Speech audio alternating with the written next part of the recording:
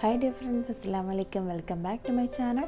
അപ്പോൾ ഞാൻ വന്നിട്ടുള്ളത് ഇഡ്ഡലീൻ്റെ കൂടെയും ദോശേൻ്റെ കൂടെ ഒക്കെ ഉണ്ടാക്കാൻ പറ്റുന്ന, ഈസിയായിട്ട് ഉണ്ടാക്കാൻ പറ്റുന്ന രണ്ട് ടൈപ്പുള്ള ചട്നീൻ്റെ റെസിപ്പി ആയിട്ടാണ് വന്നിട്ടുള്ളത്. ഗാർലിക് ചട്നിയും അതുപോലെ കോക്കനട്ട് ചട്നിയും. അപ്പോൾ വീഡിയോ ഒന്ന് കണ്ടു നോക്കാം. ആദ്യം തന്നെ ഒരു പാൻ വെച്ച് അതിലേക്ക് ആവശ്യത്തിനുള്ള വെളിച്ചെണ്ണ ഒഴിച്ച് കൊടുക്കാം. അപ്പോൾ ഞാൻ ഇവിടെ എടുത്തിട്ടുള്ളത് ഒരു 5-6 പീസ് വെളുത്തുള്ളി എടുത്തിട്ടുണ്ട്, ഒരു 3 മീഡിയം സൈസിലുള്ള തക്കാളി, അതുപോലെ ഒരു സവാള എടുത്തിട്ടുണ്ട് ചെറുത്, അതുപോലെ 3 പീസ് കാശ്മീരി മുളകും 3 പീസ് സാദാ മുളകും എടുത്തിട്ടുണ്ട്. അതിനുശേഷം നേരത്തെ ചൂടായ എണ്ണയിലേക്ക് എടുത്തു വെച്ചിട്ടുള്ള വറ്റൽമുളക് ഇട്ട് കൊടുക്കാം. അപ്പോൾ വറ്റൽമുളക് ഇട്ടതിന് ശേഷം അതിലേക്ക് എടുത്തു വെച്ചിട്ടുള്ള വെളുത്തുള്ളി കൂടെ ഇട്ട് കൊടുക്കാം. ഞാൻ ഇവിടെ വലിയ വെളുത്തുള്ളിയാണ് എടുത്തിട്ടുള്ളത്.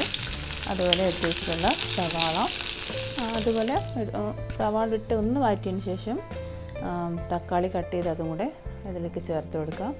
അപ്പോൾ ഇത് പെട്ടെന്ന് ഉണ്ടാക്കാൻ പറ്റുന്ന ടൈപ്പിലൊരു ചട്നിയാണിത്. അതിനുശേഷം 1 മിനിറ്റ് ഒന്ന് ഇതുപോലെ നന്നായി ഒന്ന് മൂടി വെച്ചൊന്ന് നന്നായി വഴറ്റിയെടുക്കാം. നല്ലോണം വാടേണ്ട ആവശ്യമില്ല, 1 മിനിറ്റ് ഒന്ന് മൂടി വെച്ച് കഴിയുമ്പോൾ തന്നെ പെട്ടെന്ന് ഒന്ന് വാടി വന്നോളും.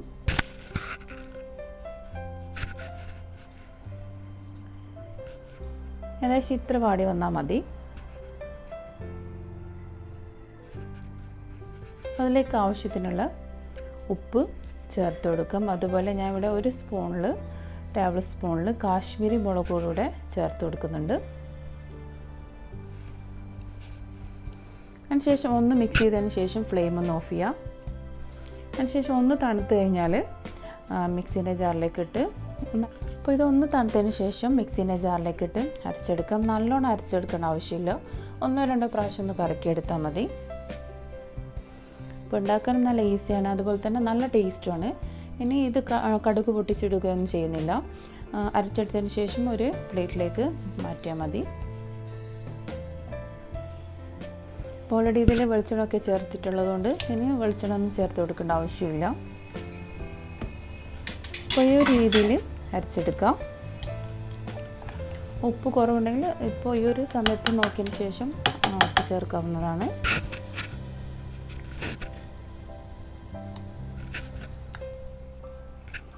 അപ്പോൾ ഗാർലിക് ചട്നി റെഡി ആയിട്ടുണ്ട്. അടുത്തത് കോക്കനട്ട് ചട്നി റെഡിയാക്കി എടുക്കാം. അപ്പോൾ മിക്സിയുടെ ജാറിലേക്ക് ഞാൻ ഇവിടെ ചെറിയ പീസ് ഇഞ്ചി, അതുപോലെ കറിവേപ്പില, മല്ലിയില, പുതിനയില അതും കൂടെ ചേർക്കാം. അതുപോലെ 2 പീസ് പച്ചമുളകും കൂടെ ചേർത്ത് കൊടുത്തിട്ടുണ്ട്.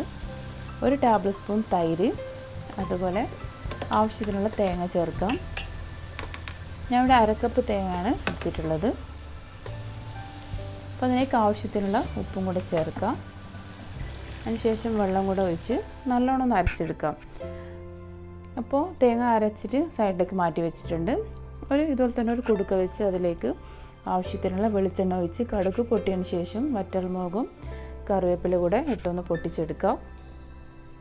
വേണമെങ്കിൽ ഈ ഒരു ടൈമിൽ ഉഴുന്നും കൂടെ ചേർത്താൽ നല്ലതാണ്. സാധാരണ നമ്മൾ ഉഴുന്ന് വടയൊക്കെ ഉണ്ടാക്കുന്ന ആ ഒരു ഉഴുന്നും കൂടെ ചേർത്താൽ കുറച്ച് നല്ല ടേസ്റ്റ് ആയിരിക്കും. അപ്പോൾ നേരത്തെ അരച്ച് വെച്ചിട്ടുള്ള തേങ്ങേൻ്റെ അരപ്പും കൂടെ ഒഴിച്ച് ജസ്റ്റ് ഇതുപോലെ സൈഡിലൊന്ന് തിള വന്നാൽ ഫ്ലെയിം ഒന്ന് ഓഫ് ചെയ്യാം. അധികം തിളപ്പിക്കേണ്ട ആവശ്യമില്ല. അപ്പോൾ ഈ ഒരു ചട്നിയുടെ റെസിപ്പി എല്ലാവരും ട്രൈ ചെയ്ത് കമൻസൊക്കെ അറിയിക്കുക. ചാനൽ ഇഷ്ടപ്പെടുന്നവരുണ്ടെങ്കിൽ എന്തായാലും സബ്സ്ക്രൈബ് ചെയ്യുക. അതുപോലെ ഫ്രണ്ട്സിനൊക്കെ ഒന്ന് ഷെയർ ചെയ്ത് കൊടുക്കുക. അപ്പോൾ ഇൻഷാ അല്ലാഹ് നല്ലൊരു വീഡിയോ ആയിട്ട് കാണാം. Thanks for watching.